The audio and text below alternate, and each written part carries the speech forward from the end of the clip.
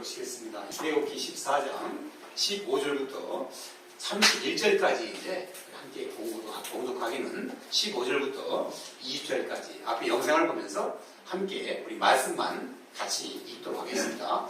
우리 함께 읽습니다. 시작.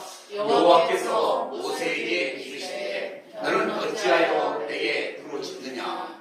이스라엘 자손에게 명령하여 앞으로 나아가게 하고 지팡이를 들고 손을 바다 위로 내밀어 그것을 갈라지게 하라. 이스라엘 자손이 바다 가운데서 마른 땅으로 행하리라.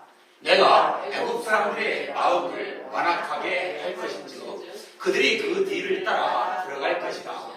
내가 바로와 그의 모든 군대와 그의 병거와 마병으로 말미암아 영광을 얻으리니 내가 바로와 그의 병거와 마병으로 말미암아 영광을 얻을 때에야 애굽 사람들이 나를 여호와인 줄 알리라 하시더니 이스라엘 지인 앞에 가던 하나님의 사자가 그들의 뒤로 옮겨가매 구름 기둥도 앞에서 뒤로 옮겨 애굽 지인과 이스라엘 지인 사이에 이르러 서니 저쪽에는 구름과 흑암이 있고 이쪽에는 밤이 밝음으로 밤새도록 저쪽이 이쪽에 가까이 못하더라. 아멘. 오늘은 출애굽기 강의 순서에 따라서 홍해의 기적이라는 주제 가지고 하나님의 말씀 함께 나누는 시간입니다. 같이 한번 읽어볼까요? 시작. 홍해의 기적. 오늘 말씀을 우리 본문을 읽었습니다만 오늘 본문 말씀을 보면은 우리 4번씩이나 반복되어지는 하나님의 음성이 있습니다. 그 내용은 손을 내밀라. 손을 내밀라는 거예요. 손의 기능을 강조하고 있는 모습을 보게 되는데 이 반복이라는 개념을 우리 한번 생각해 볼 필요성이 있습니다. 우리가 말씀을 늘 묵상할 때, 큐티를 할 때도 항상 반복되어지는 단어에 우리가 좀 집중을 더 해야 됩니다. 그 안에는 하나님이 숨겨놓으신 놀라운 비밀이 담겨져 있고요. 그 비밀을 깨닫고 순종하는 자들에게는 하나님이 기적과 같은 축복이 흘러내린다는 얘기입니다. 손을 냅니다. 우리 손의 기능에 대해서 한번 생각해보는 시간을 가져보게 되었습니다. 손의 기능은요, 하나님이 모든 피조세계를 만드셨을 때 동물과의 구별되는 차별성 가운데 손의 기능을 사람들에게만 특별히 주신 우리 차별성의 한 부분이 손의 기능입니다. 그런 말미암아서 우리 창세 이래 모든 인류의 문화와 문명의 발달은 사람들이 손을 잘 쓰므로 말미암아서 이 차별적인 엄청난 인류 문화와 문명을 이루어낸 것이 손의 기능이다라고 우리 볼 수가 있습니다. 또 한 가지는 우리가 손이라는 기능을 굉장히 중요시하기 때문에 우리 가만히 보면은 손 숫자, 한문의 숫자죠. 수가 들어가는 그런 용어를 많이 쓰게 되는데요. 수단이라든지 수완이 좋다라든지 일을 잘하는 사람을 명명해서 표시할 때 그 사람은 참 수완이 좋아. 수완이 특별해. 그래서 손 숫자를 쓰면서 손의 움직임이 남과 다르다는 얘기예요. 그래서 손의 기능을 강조하는 부분을 우리가 해가게 되고요. 또 한 가지는 일을 많이 한 사람들에게 우리가 공동체의 지체들을 만나면서 누가 와 보면 누군가가 일을 하고 있잖아요. 주방에서 또는 예배를 준비하면서 우리 반주자가 와서 찬양을 준비하고 반주를 치면서 예배전 찬양 사역자가 찬양을 준비하면서 또 우리 코로나 시대를 통과하면서 우리 문제에서부터 시작해서 열도 체크하고 기록도 하고 보는 모습들 다 그런 모습 수고하는 모습이 보이지 않습니까? 그런데 뭐라고 얘기합니까? 수고가 참으로 많으십니다. 수고가 많더라는 얘기 있어요. 수고. 손이 수고하는 거예요. 손이 고생하고 있는 거예요. 그래서 우리는 손의 기능이 특별히 한번 생각해보는 시간을 갖게 되고요. 우리가 이제 일을 하고 나면은 거기에 상응하는 대가를 받지 않습니까? 그것도 다 수당이라는 용어를 써요. 수당. 잘 한번 생각해 보세요. 수당. 시간당 얼마, 일당 얼마, 주당 얼마, 월급으로 이렇게 수당으로 계산해서 곱하기 몇 해가지고 그 대가를 받고 있는 모습을 우리 보게 됩니다. 손의 역할이 너무나도 중요하다는 사실을 다시 한번 생각해 보게 하는 그런 본문의 말씀입니다. 특별히 기적을 행하시는 장면이 오늘 홍해 가운데서 기적을 행하시는 장면이 우리 본문의 말씀인데요. 기적을 행하시는 이유를 한번 묵상을 해보게 됐습니다. 특별히 기적을 행하시는 이유는요. 오늘 읽으신 본문 말씀에 18절 출애굽기 13장 18절 말씀, 내가 시작되는 말씀, 한 절 말씀을 한 목소리로 합독하시겠습니다. 시작. 내가 바로와 그의 병거와 마병으로 말미암아 영광을 얻을 때에야 애국 사람들이 나를 여호와인 줄 알리라 하시더니, 이 본문의 내용이 바로 하나님께서 기적을 일으키시는 이유와 목적이에요. 기적하면은요, 초자연적인 그런 현상을 얘기해요. 초자연적이라는 것은 뭘까요? 자연적이라는 것은 하나님이 피조세계를 지으시고 하나님의 섭리 과정 가운데서 그렇게 그냥 지나가도록 자연스럽게 만들어준 과정은 자연적인 거예요. 아침이 되면 해가 동에서 떠서 서로 지는 것 같이, 또 이어서 밤이 되면 달이 떠서 그 경도를 통과해서 지나가는 것 같이, 그 모든 건 자연적인데요. 기적은 그것을 뛰어넘는 초자연적인 현상을 기적이라고 합니다. 전능하신 하나님께서만이 할 수 있고, 하나님이 개입되어졌을 때, 하나님의 필요를 느끼실 때만이 그 기적을 하나님이라는 사실이에요.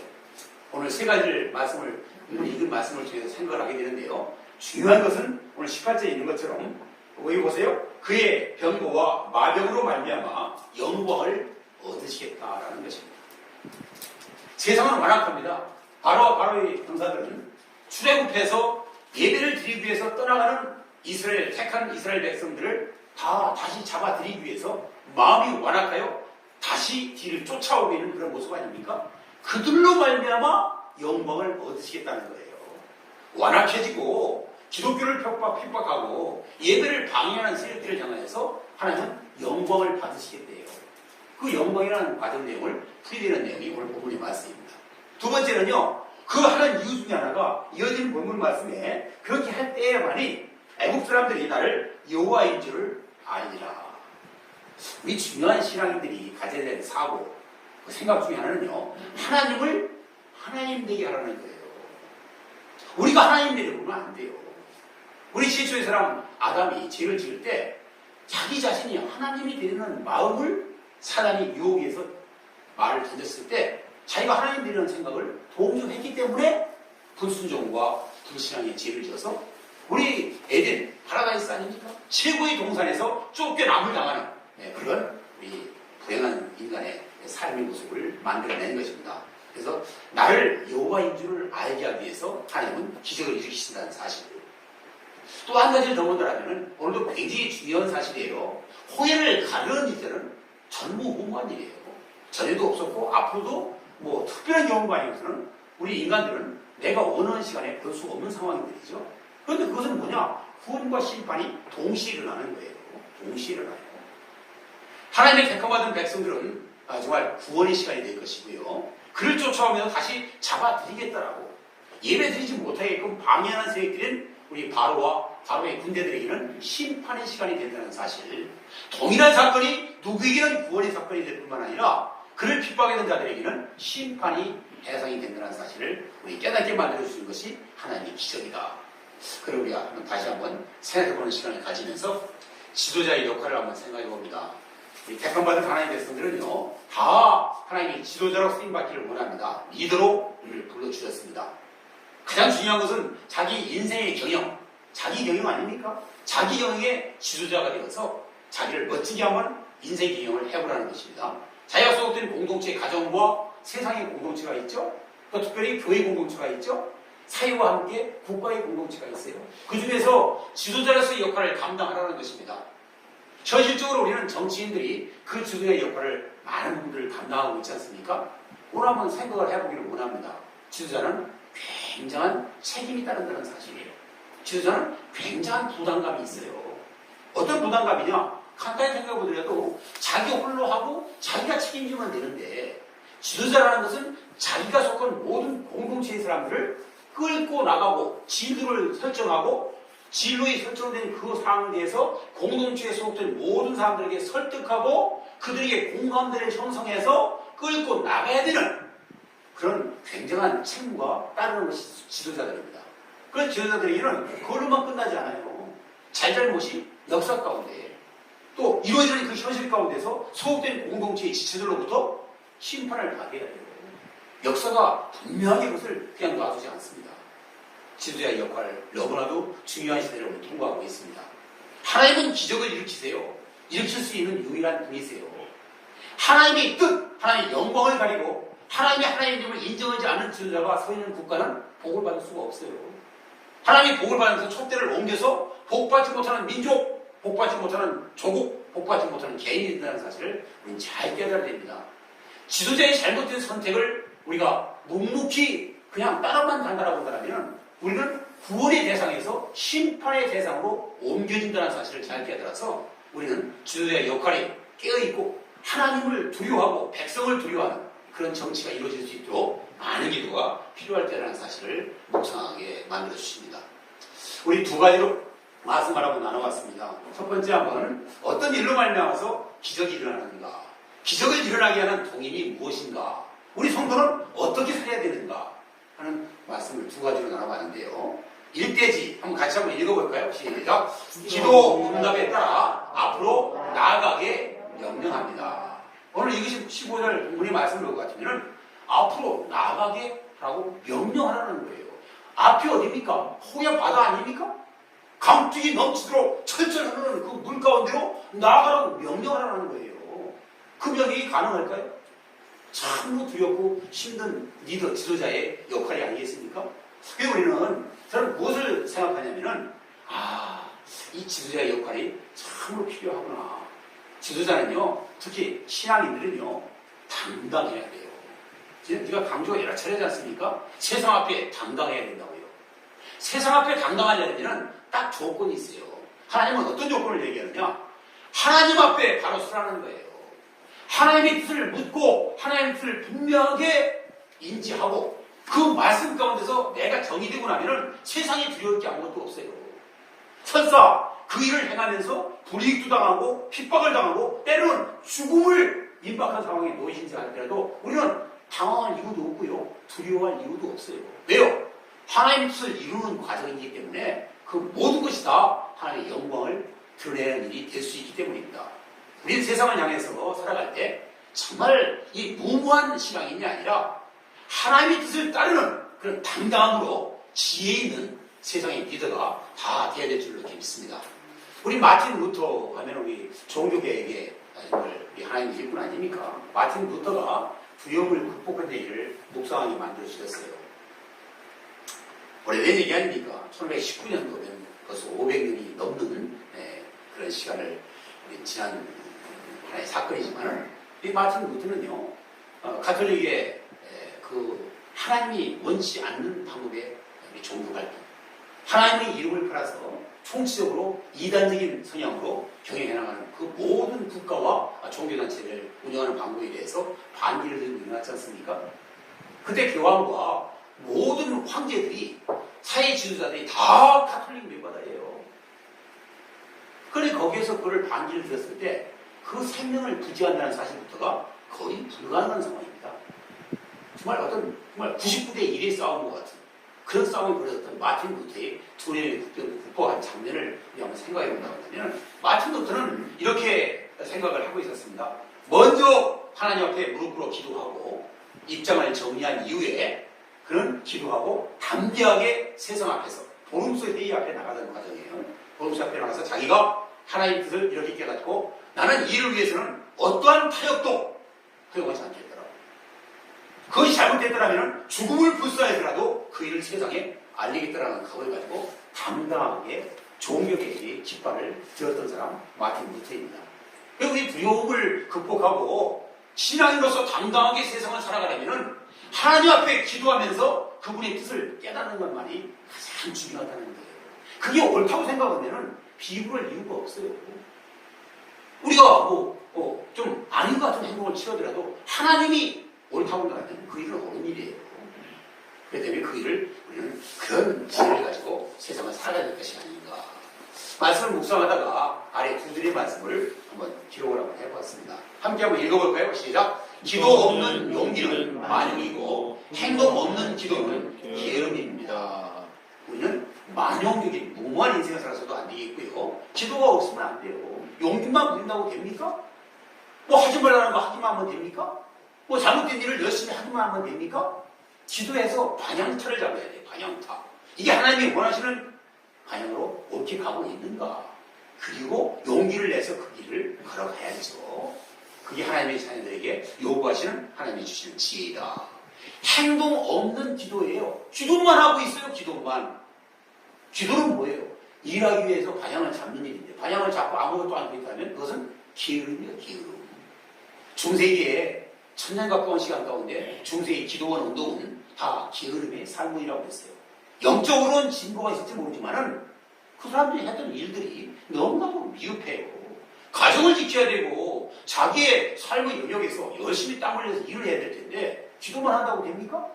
기도하고 났으면 움직이기 위해서 옳은 방향을 타고 열심히 일하기 위해서 기도하는 것인데 기도한다고 해서 이루어지지 않는다는 사실 다시 한번 이 시간을 통해서 우리가 각성하게 만들어 주십니다. 오늘 본문에 있는 15절의 말씀에 어찌하여 내게 부르짖느냐 하나님께서 말씀을 하시는 내용이죠. 모세가 부르짖어 기도했지 않습니까? 도저히 감당할 수 없는 상황이었기 때문에 데리고 나온 250, 300만에 가까운 이스라엘 백성들로부터 자기 민족 아닙니까? 그들로부터 원망의 소리가 들려왔죠. 불평의 소리가 들려왔죠. 돌아가겠다라는 얘기가 막 들려오죠. 또 그걸로만 끝나는 게 아니지 않습니까? 지금 서 있는 위치는 정말 어마어마한 양쪽에 산이 있고요. 앞으로 나가던 길의 앞쪽에는 홍해가 넘실넘실 강을 넘치고 있고요. 뒤에는 다시 잡아들이겠다라고 60만의 철병기를 데리고 애국의 그 군대가 쫓아오고 있는 상황입니다. 말 그대로 사면초각. 정말 말 그대로 이러지도 못하고 저러지도 못하는 상황 가운데 놓여 있을 때 우리는 기도해야 된다는 거예요. 기도해야 됩니다. 우리는 이 기도를 묵상하면서 밑에 내용을 한번 제가 정리해봤어요. 쭉 같이 한번 읽어보겠습니다. 시작. 원망에는 독이 들어있습니다. 원망을 들으면 낙담하고 기운이 빠집니다. 사람과 환경에 붙들린 기도가 아니라 전능하신 하나님을 바라보며 기도함으로 당당하게 살라는 교훈입니다. 원망하는 소리를 듣고 기운이 빠지고 낙담하고 실망하면서 하나님을 찾는 그 기도가 하나님 앞에 들려오는 거예요. 모세는 기도했지만 그 마음을 이미 진자의 마음, 도저히 할 수 없을 것 같은 그런 마음, 인간의 생각이죠. 하나님을 배제시킨 그런 생각 가운데 하나님 앞에 기도라는 형식을 빌려서 무릎을 꿇었어요. 꿇었는데도 그 마음 상태에는 이미 졌어요. 도저히 안 될 것 같은 생각을 가지고 기도했기 때문에 어찌하여 내게 그런 마음의 상태를 가지고 기도하느냐라고 하나님을 꾸짖으시는, 모세를 향해 꾸짖는 그런 음성을 한번 묵상하면서 전능하신 하나님을 바라보라는 겁니다. 믿음이라는 것이 뭡니까? 나는 할 수 없지만 하나님은 모든 것이 다 가능합니다. 나는 아니지만 하나님은 옳습니다. 하나님은 어떤 일이든지 하나님의 원대로 역사하시면서 그 일을 역전시키시고 끝내는 승리하고 이기실 수 있는 분이 하나님 홀로 계시는 분이 하나님이십니다. 그렇기 때문에 전능하신 하나님을 바라보며 기도하는 거예요. 우리 기도는 그분께 모든 것을 맡기고 그분을 신뢰하는 거예요. 그렇기 때문에 우리가 그 이후의 행실에 대해서는 우리가 당당하게 살아갈 수 있는 그런 용기가 생긴다라는 교훈을 주는 본문의 말씀이었습니다. 언제까지 기도해야 될까요? 그 기도는요, 한번 생각을 한번 해봅니다. 오늘도 분명히 말씀의 음성이 들려왔어요. 하나님의 음성이 들려올 때까지예요. 하나님의 음성은 주님의 뜻 아닙니까? 주님의 뜻이 분명하게 이런 사면초가의 진퇴양난의 상황 가운데서 내가 어떻게 해야 된다는 것, 내 이성과 경험으로는 도저히 용납할 수 없는 그런 음성이 들려왔을지라도 주님의 음성이라고 한다면 백성들을 향하여서 당당하게 앞으로 나아가라고 명령할 수 있어야 된다는 것입니다. 기도 없이 가능할까요? 현실에 우리가 짓눌려서요, 그렇게 하지를 못해요. 현실에 타협하고요, 현실에 굴복당하고 그렇게 기도의 형식을 빌려서 일신상의 마음의 평강만을 누리는 그런 크리스천들이 너무나도 많은 세상을 우리는 살고 있습니다. 그래서 영적 지도의 덕목을 생각하면서 가장 중요한 것은 기도이다. 기도에서 우리가 분명하게 하나님의 뜻이 어디에 있는지. 왜 그러냐? 사면초가의 상태, 홍해 앞에 몰아넣었던 그 자리는 바로가 끌고 자기 임의로 데려갔던 그 장소가 아니에요. 지금 고치고 그 같은 상황에 놓여있지만 그 자리는 구름기둥과 불기둥의 인도를 받고 하나님의 임재가 함께 하시면서 하나님이 끌어가시고 인도하심으로 말미암아 도달했던 장소가 그 장소입니다. 우리는 상상할 수가 없어요. 그리고 우리가 성도로 세상을 살아가면서도 우리는 내가 도저히 용납할 수 없고 힘들고 어려운 부분이 놓일지라도 그 일을 하나님께서 우리들을 다시 한번 빚으시기 위해서 그런 상황 가운데 우리를 세팅하고 그 자리에 서게 만든다는 사실을 잘 인정할 필요성이 있다는 사실을 깨닫게 만들어 주십니다. 밑에 세 줄 있죠? 같이 한번 읽어보겠습니다. 시작. 기도하지 않고 행하는 자는 하나님의 뜻을 가로막는 장애물, 걸림돌이 됩니다. 이 사실을 꼭 깨달아야 돼요. 기도하지 않고 행하는 일들은요, 내 감정을 못 이깁니다. 나의 이성을 초과할 수 없습니다. 나의 경험을 뛰어넘을 수가 없습니다. 그렇기 때문에 그런 강물을 향해서 그 300만에 가까운 자기 백성들 향하여 앞으로 나가라고 명령할 수가 없게 되는 거예요. 명령하지 못하면 뭐가 됩니까? 하나님의 음성이 들렸어요. 그렇게 명령하라고. 그러지 않으면 뭐가 됩니까? 그게 걸림돌이고 장애물이 된다라고 말씀을 주고 있는 것입니다. 두 번째 교훈의 말씀 같이 한번 읽어봅니다. 시작. 지팡이를 들어 바다를 향하여 손을 내밀라. 16절의 본문의 말씀에는 손을 내밀으라고요. 직접 액션을 취하라고요. 그렇게 말씀을 주고 있는 것을 보게 됩니다. 오늘 이 말씀을 묵상하면서 다시 한번 우리 생각해 봅니다. 우리 착각하지 말자. 많은 사람들이 착각하고 살아요. 여기 제가 한번 문제성이 가로를 열고 두 자쯤 들어가는 것 같죠? 그거 한번 가로를 비우고 한번 읽어보겠습니다. 시작. 기도가 아니라 무엇이 기적을 만들어내는 것입니다. 기적을 만들어내는 것이 기도가 아니고 무엇일까요? 예, 순종이죠. 예, 역시 우리 열심히 예배드리고 장로님 계셔가지고 정답이 바로 나왔습니다. 순종입니다. 무엇보다도 손을 내밀라고 할 때 손을 내미는 순종이 중요한 거예요. 기도하면 얘기했죠? 언제까지? 주의 음성이 들려올 때까지. 주님의 뜻을 깨달았어요. 들려와서 어떻게 하는 사실인지를 알아요. 알고 안 하면은 그게 뭡니까? 기적은 일어날 수가 없는 거예요. 그래서 기적은 언제 일어나느냐?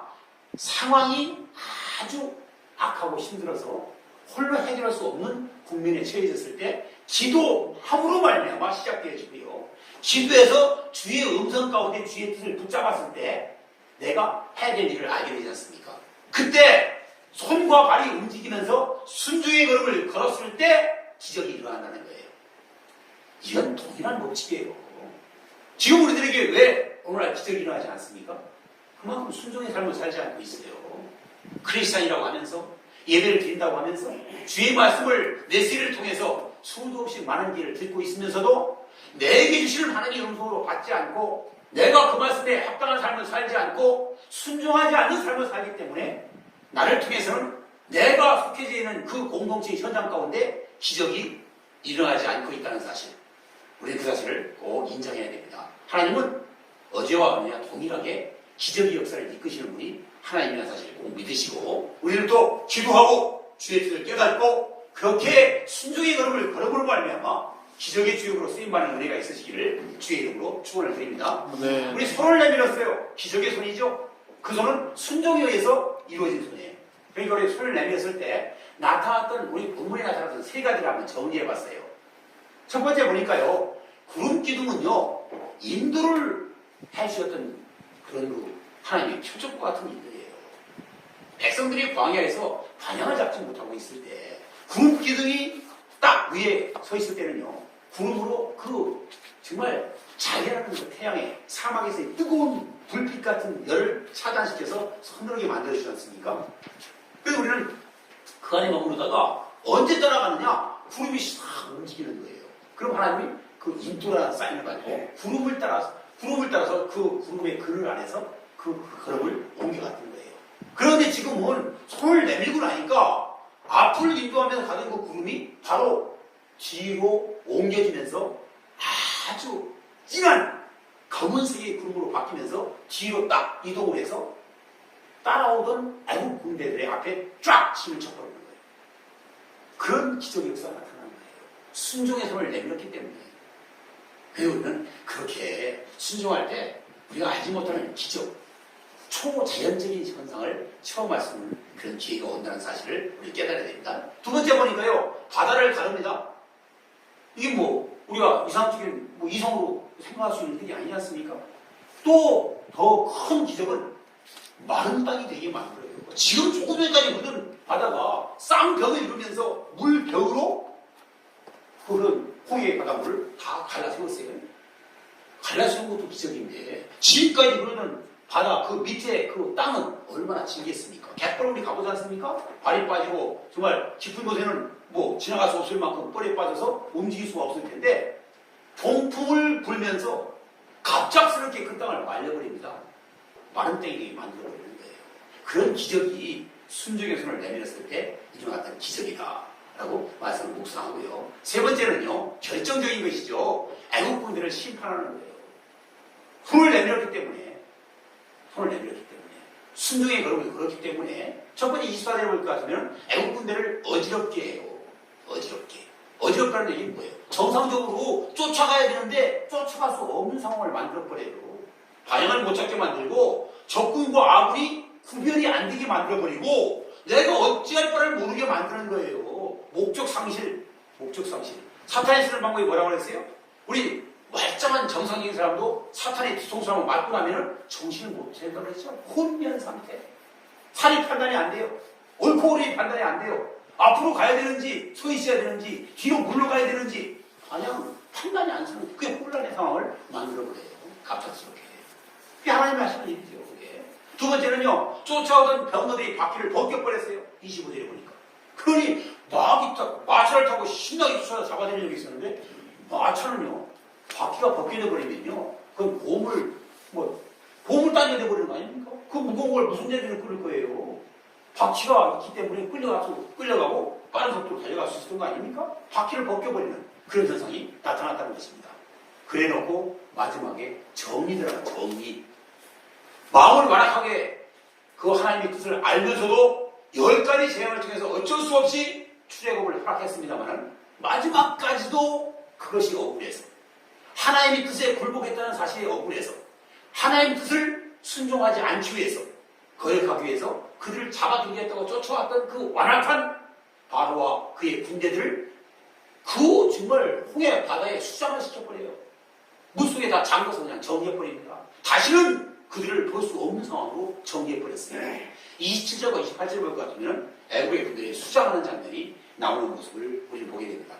우리도 손을 내밀어 순종의 걸음을 걸음으로 기적에 우리 주역으로 쓰임받는 의리가 있으시기를 주의 이름으로 축원을 드립니다. 우리 한번 그 다음에 우리 모세의 손을 한번 생각해 봤습니다. 우리 민족 지도자, 우리 택함받은 이스라엘 백성들을 출애굽의 영웅으로 쓰임받았던 모세의 손, 그 사람의 손은 바로 믿음의 손이었다. 믿음은 다른 거 아니에요. 지금은 아닐 것 같지만 하나님은 하실 수 있다는 것이죠. 하나님은 능치 못할 게 없으신 그분을 믿는 것이죠. 지금은 아닐지라도 바라는 것들이 실상이 믿음이에요.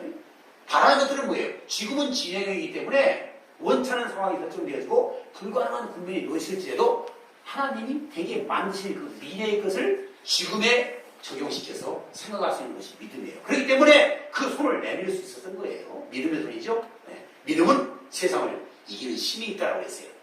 믿음의 반응을 보였기 때문에 하나님이 역사가 작동이 되면서 기적으로 뒤집어 버리는 거예요. 지금 우리는 그런 하나님의 역사가 필요할 때가 아닌가 생각을 해봅니다. 두 번째는요, 기적의 손이에요. 알다시피 순종의 손이었기 때문에, 믿음으로 내밀었던 순종의 손이었기 때문에 하나님은 기적을 일으켜서 역전의 상황을 만들어 주셨다. 세 번째는 심판의 손이라고 했죠. 두 번째 손을 내밀었을 때는요, 그 멈췄던 바닷물이 다시 흐르게 하는 손이었어요. 그게 바로 심판이에요. 그게 뭐냐? 출애굽이 필요했던 이스라엘 백성들, 택함받은 하나님의 선민, 그들이 마지막 사람 한 사람이 갈라졌던 홍해, 말라버린 그 바다를 통하여서 마지막 사람이 건너갔을 때, 그 순간에 손을 내밀므로 말미암아서 다시 다 우리 원상대로, 원위치죠.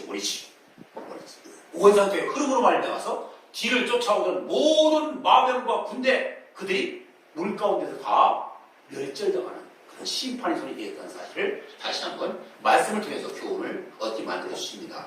우리 이 말씀을 한번 묵상을 하게 만들어주셨습니다. 마태복음 19장 28절 말씀 같이 한번 읽어봅니다. 시작. 예수께서 가라사대 인자가 자기 영광의 보좌에 앉을 때에 나를 쫓는 너희도 12보좌에 앉아 이스라엘 12지파를 심판하리라. 너희도 심판하리라. 심판의 이유는 하나님께만 있어요. 하나님이 허락하실 때는 우리도 믿는 우리도 함께 우리 주님과 함께 심판의 자리에 서게 된다는 사실. 우리가 잘 깨달으면서 하나님 주신 은혜입니다. 하나님 주신 정말 놀라운 축복입니다. 우리가 심판의 대상이 되어서는 안 됩니다. 심판할 수 있는 보좌에 함께 앉아서 심판할 수 있는 주의 백성이 됐다는 것에 사실에 대해서 늘 감사하면서 하나님의 뜻을 잘 깨닫고 그렇게 순종하는 삶을 살아서 세상 가운데 복을 흘려보내는 축복의 통로로 쓰임받는 의리가 있으시기를 주의 이름으로 축원을 드립니다. 우리 마지막으로 말씀에 우리는 원치 않지만은 계속적인 문제를 만날 수밖에 없습니다. 우리 인생을 말할 때 광야 같은 인생이라고 하지 않습니까? 광야는 문제투성이에요. 사람이 할 수 있는 일이 없어요.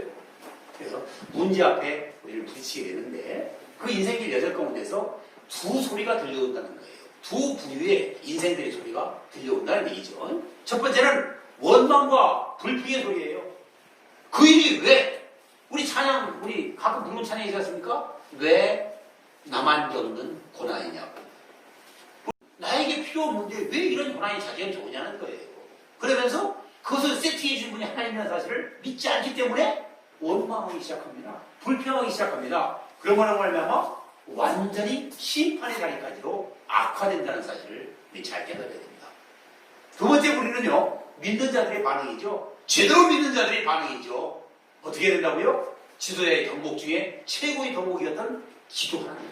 기도의 소리가 나와야 됩니다.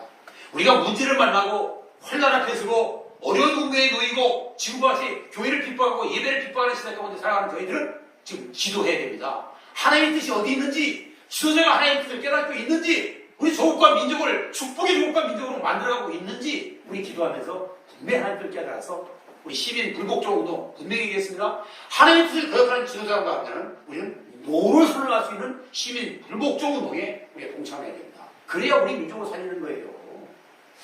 우리 사탄의 역사를 한번 마지막 정리하고 끝을 내려고 합니다. 우리 사탄은 하나님의 뜻을 반영을 하는데 악한 정권들을 꼭 이용합니다. 악한 시민단체를 이용합니다. 그들이 하는 첫 번째 하는 일이 뭐냐? 기독교를 핍박하는 거예요. 기독교를 핍박하는 이유는 간단해요. 진리운동을 펼치기 때문이에요. 악한 자들은요, 가장 싫어하는 것이 진리입니다. 왜 그럴까요? 진리를 행하지 않기 때문인 거예요. 자기들이 지금 잘못된 일을 알면서 의도적으로 하기 때문에 기독교를 살아가고 있어요. 정신 바짝 차려야 됩니다. 그들이 기독교를 붙들고 계속한다면 우리나라는 비전이 없습니다. 잘 살 수 있는 나라에서 다 촛대를 옮겨버려서 못 살 수밖에 없는 나라. 북한과 같은 모습으로 우린 살아야 돼요. 크리스찬들은 순교를 각오해야 돼요. 그렇지 않으면 이 국민을 이겨내갈 수가 없습니다. 우리가 깨어서 기도해야 됩니다. 기독교를 핍박하고요. 악한 정권 사탄의 역사는요. 두 번째로 가정을 파괴합니다. 잘 보세요. 진리운동을 펼치지 않고 잘못된 자들은요. 가정 파괴하는 일에 아주 앞장섰습니다. 그 무기가 뭔지 아세요? 성정치라고 해요. 성정치. 성으로 말미암아 무슨 소수 성부를 무슨 동성애를 보호한다라고 잘못된 자들을 보호해주겠다라고 법을 세워가지고요. 결국은 그것이 반기를 드는 사람들은 올바른 종교 하나, 유일한 종교이 기독교뿐이 없어요. 아세요? 그러니까 그걸 잘못했기 때문에 동성애를 보호해주는 법을 세운다면 반기불응이 기독교 아닙니까? 사회 이름으로 무리를 동원해서 기독교를 핍박하는 거예요. 그러니까 가정을 무너뜨리고 세상을 무너뜨리고 국가를 무너뜨리는 일에 앞장서는 겁니다. 우리가 그래서 정치의 흐름을 잘 보면서 우리가 힘들고 어려울지라도 하나님 뜻에 의배된 일이 한다면 우리는 단호하게 노를 선언하면서 진리운동의 앞장서는 하나님이 기뻐하시는 성도의 삶을 살아가시기를 주의 이름으로 축원을 드립니다. 우리